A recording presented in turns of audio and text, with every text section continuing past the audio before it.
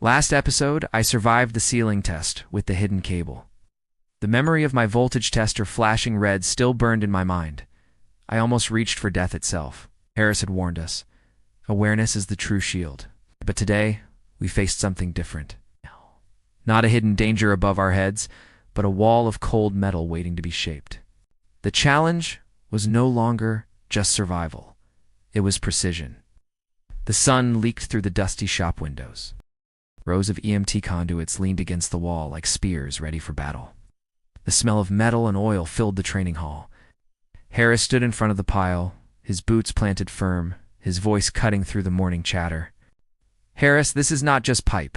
It is armor. It's protection for your wires, order for your system, and proof of your professionalism. I swallowed hard. Last night, I dreamed of sparks chasing me down dark hallways. Today, I was awake and about to wrestle with steel. Kevin, always the loud one, smirked.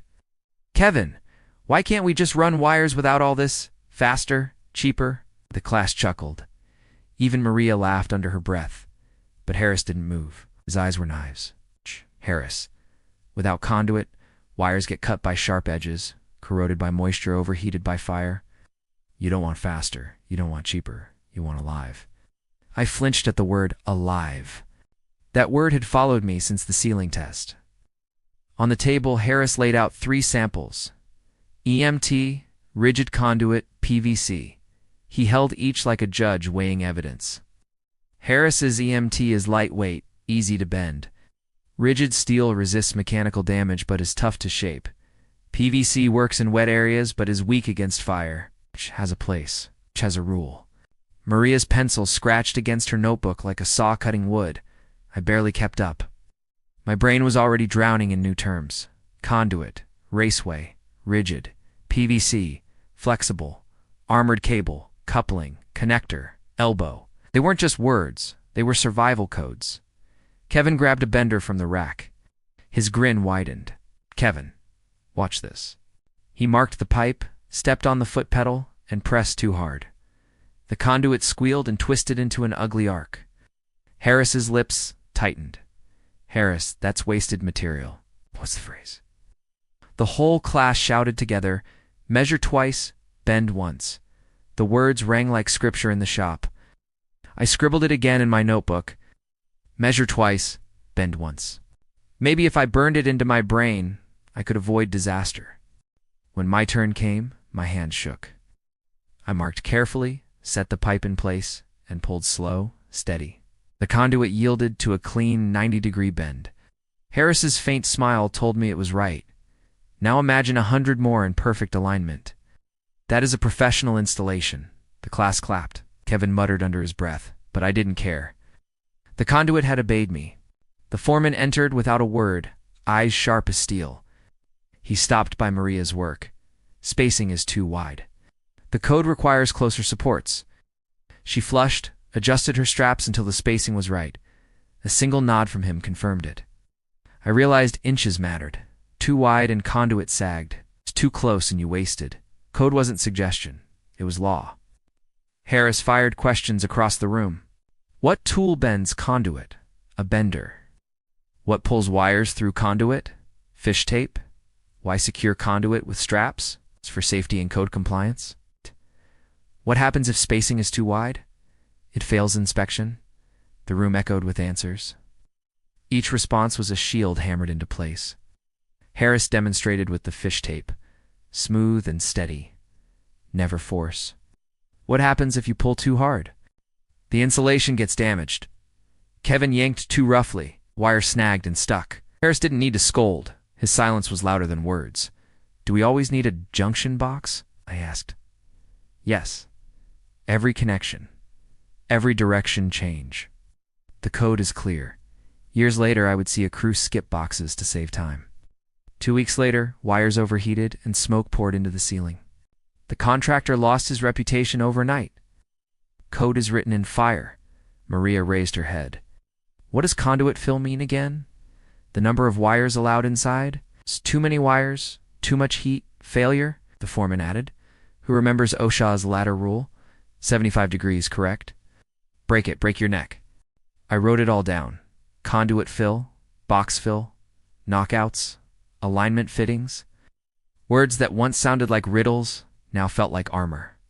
Maria struggled with a junction box, hammering too hard and denting the knockout. Which size do I use? Match the conduit. Precision is your currency. I remembered seeing a handyman once, jamming wires through holes he punched with a screwdriver. It worked for a week, then sharp edges cut the insulation, and the breaker tripped every night. Cheap mistakes become expensive fast. By afternoon, the wall glittered with aligned conduit runs, straight, level, supported, every strap and anchor in place. The foreman walked slowly, scanning with eyes like a hawk. Conduits are the skeleton of the system. The skeleton is crooked, the body collapses. Harris kept drilling us. PVC in wet areas, moisture resistant, and its weakness, fire. Which conduit resists mechanical damage best? Rigid steel. Repeat the phrase before bending. Measure twice, bend once. I remembered later watching a man ignore that phrase. 10 bends, none aligned. He cursed and tossed them into the dumpster. Hundreds of dollars lost. One phrase could have saved him. Kevin swung a coil of flexible conduit like a rope. Why not use this everywhere? Easy. Use it too much and your job looks like spaghetti, and spaghetti doesn't pass inspection. Even the foreman smirked. Maria raised her voice. Threading. Cutting grooves for fittings. And sleeving. Protection for wires through walls. Fire stop seal openings to prevent fire spread. Fire stop. The word gave me chills. I once saw a fire climb through open conduit holes in a high-rise. Small blaze on the 5th floor spread to the 7th in minutes. Smoke doesn't need stairs. Code is written in blood. By evening, every conduit was labeled, secured, aligned. The walls shone like polished armor. Harris stepped back, arms crossed. Why do we label conduits? For identification and safety. What happens if we fail to follow code? Failed inspection at best, injury or death at worst. The silence was heavy. Nobody laughed now. Sat on a spool of wire, staring at the gleaming runs. They weren't pipes. They were discipline, order, survival. In my notebook I wrote, measure twice, bend once. Use the right type, secure and support. Protect the wires. Follow the code. Harris finally spoke. Good job, but tomorrow, no classroom wall. We will do a real installation in the underground run. My stomach tightened. Above ground, mistakes were embarrassing. Underground, mistakes could be deadly. Coming up next, Episode 8. Into the ground, into the unknown. The workshop felt different the next morning. The wires we left yesterday still sat on the bench in the last episode. Harris introduced us to the invisible forces of electricity. Voltage, current, resistance, ohms, law carved itself into our notebooks and our nerves. We learned that open meant silence, closed meant danger, and short circuits meant fire. Harris's warning echoed. Electricity is invisible. It lies. Always waits for your mistake. Now he promised that circuits themselves could deceive us, showing dead when alive, safe when lethal. Today we would see sparks, and sparks never whisper. The lamp bulb quiet, the multimeter resting like a weapon waiting to be drawn. Harris's boots echoed as he walked in, his face unreadable. Yesterday you learned the words, he said. Voltage, current, resistance. Today you learn the lies. Circuits lie. They pretend to be safe. They pretend to be dead. Believe them, and you burn. My stomach tightened. Maria groaned softly beside me. First question, Harris snapped. What is an open circuit? No path for current, I answered quickly. Enclosed circuit, complete path, current flows. And short circuit. Maria rolled her eyes. Evil shortcut. Harris didn't smile. Correct. And shortcuts end in fire. Pointed to the breaker panel. Maria energized the lamp circuit. She flipped the breaker. The bulb glowed faintly. Harris's eyes narrowed. Jon, measure the voltage. I touched the probes carefully. 2 volts. Good, Maria. Open the switch. She did. The bulb went dark. Jon, measure again. The meter still showed voltage. My breath caught. But the switch is open, I said. Circuits lie, Harris barked. Phantom voltage. Induction from neighboring wires. You think it is dead? You touch, you die. What is the rule? Test before touch, I said. Louder. Test before touch. Maria added weakly. Test before touch. Harris pulled another wire set, connecting them roughly. Sparks snapped as he touched them. Maria jumped back. What did you just see? Harris asked. Short circuit, I said. And what happens to current in a short? Path of least resistance. Unlimited flow. And what stops it? Breaker or fuse, I answered. And if breaker is oversized? Maria frowned. Then the wire melts before the breaker trips. Correct? And melted wire becomes fire. Older Jon, narrating. Years later, I saw a panel where a contractor had installed 30 MP breakers on 14-gauge wire. The wires overheated silently for months. One morning, smoke curled from the walls. Fire inspectors called it negligence. I called it arrogance. Harris set up a demo with 3 small wires in series. Maria, what happens when resistance is too high? Less current? Correct. But what else? Voltage drop, I said. And what does voltage drop cause? Dim lights, overheated motors, failures? Good. And what happens when resistance is too low? Maria groaned. Short circuit, fire. Yes, Harris said. He handed us gloves and safety glasses. PPE. Why? So sparks don't blind us, I muttered. Not just sparks, Harris said. Arc flash. Temperature hotter than the sun's surface. One mistake, and your clothes ignite, Maria muttered. I hate the sun already. I tested circuits with the multimeter. Harris fired questions. What does continuity test show? Whether a path exists. What if continuity shows but breaker is off? The path is there, but no power. And what if continuity fails? Open circuit. And if resistance is near zero? Short. The lamp flickered as Maria tested another outlet. She frowned. It's glowing weird. Loose connection, Harris said. And what does loose connection create? Heat, I answered. And what does heat create? Fire, Maria groaned. I hate fire. Fire hates nothing, Harris replied. Older Jon, narrating. I once saw a factory floor dim with flickering lights. The crew ignored it for weeks.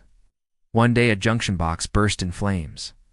A loose neutral had cooked in silence. Lights don't flicker for beauty. They flicker for warning. The lesson dragged. Sweat built on my forehead as Harris drilled us. What unit is power? Watts. How do you calculate power? P equals V times I. What happens when current doubles? Power doubles. And when resistance halves? Current doubles.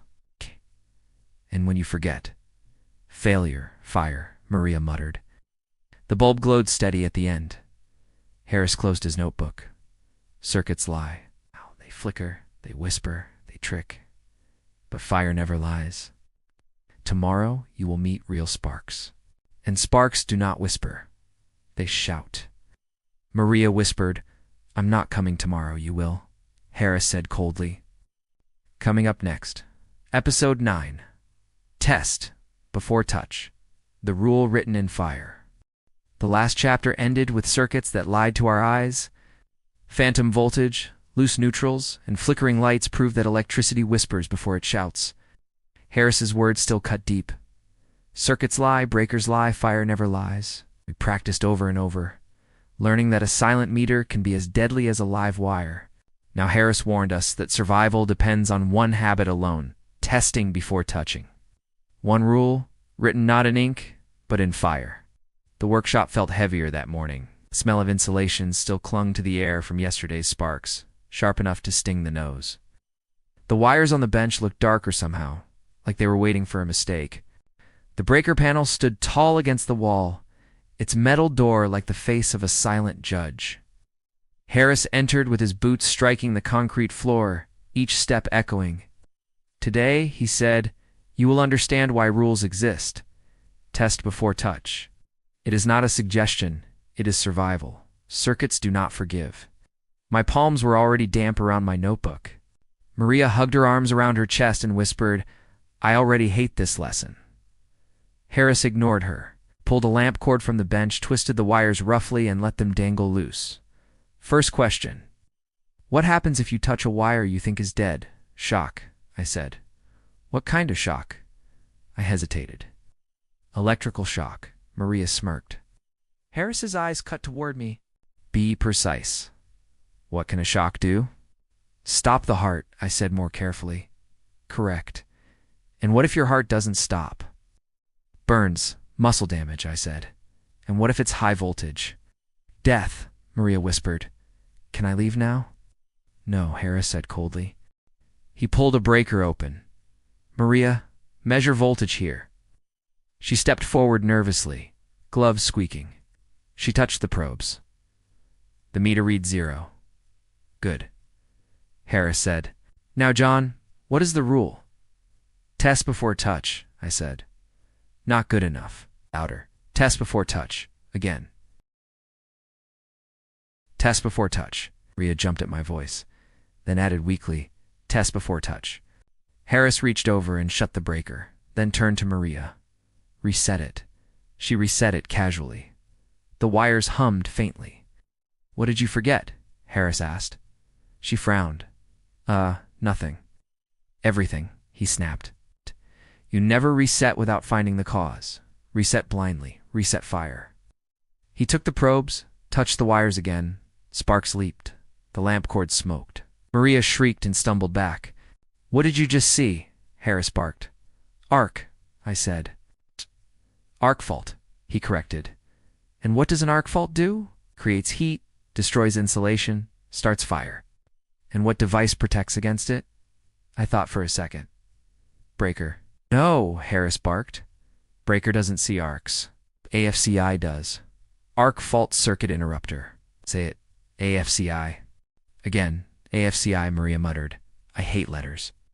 You'll hate fire more, Harris replied. Older John, narrating. Years later, I walked into a bedroom blackened by flames. The breaker never tripped, because the current was not high enough to trigger it. The arc ate the wires slowly until the curtains caught. The inspector shook his head and said, Code is written in fire. He was right.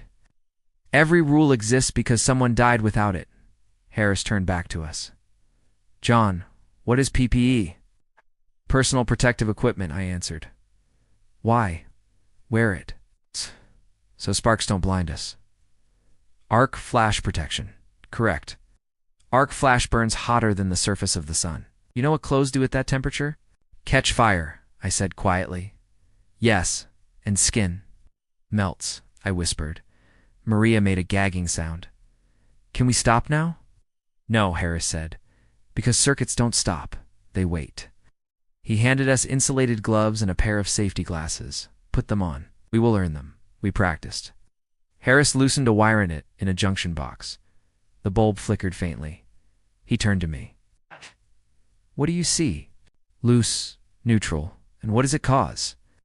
Flicker. Overheating. Fire. Harris snapped. Lights don't flicker for beauty. They flicker for warning. Older John, narrating. I once saw a warehouse floor dim every night. The crew joked about ghosts. One day a junction box burst into flames. The neutral wire inside had been loose for months. Jokes turned into lawsuits. The truth is simple. Flicker means danger. Harris reset the demo and drilled us with more questions. What is the unit of current amps? What measures resistance? Ohmmeter. What's the formula for power? P equals V times I. What happens when current doubles? Power doubles. And when resistance halves? Current doubles? And if insulation fails? Shock. Arc. Fire. Maria groaned. Every answer ends with fire. Because you always forget, Harris said coldly. The drills went on. Sweat dripped down my back. My palms ached from gripping the meter. Maria fumbled with probes, almost touching them together. Sparks hissed and she yelped. What mistake? Harris barked. Probes too close, I said. And what could it cause? Short circuit. What happens in a short, unlimited current? Breaker trips, or wires melt? Correct, turned to Maria. And what if the breaker is oversized? She frowned. Then the wire melts first. And what does melted wire mean? Fire, she said flatly. Correct? Older John, narrating. I saw a contractor install 30 MP breakers on 14-gauge wire. The wires overheated silently for months. The day it failed, smoke curled from the drywall. Fire doesn't shout at first. It whispers, and then it eats. The lamp glowed steady again. Harris folded his arms. Lesson 1. Circuits lie. Lesson 2. Breakers lie. Lesson 3. Fire never lies. Always test before touch. Closed the panel with a metallic snap that made me jump. Maria slumped onto a spool of cable, exhausted. I'm never touching a wire again. You will, Harris said. Because tomorrow, we move beyond circuits. Tomorrow, you meet the veins of power themselves, wiring materials, and wiring doesn't lie. It burns. Right. My chest tightened. Wiring materials, cables, conduits, insulation. If circuits already felt deadly, what would the wires themselves hold? Maria groaned softly. Why can't we just stay with fake ghosts and flickering lights? Harris stared at her. Because ghosts don't kill you, mistakes do. The silence hung in the workshop like a weight. Coming up next. Episode 10. The Veins of Power, the Language of Wires.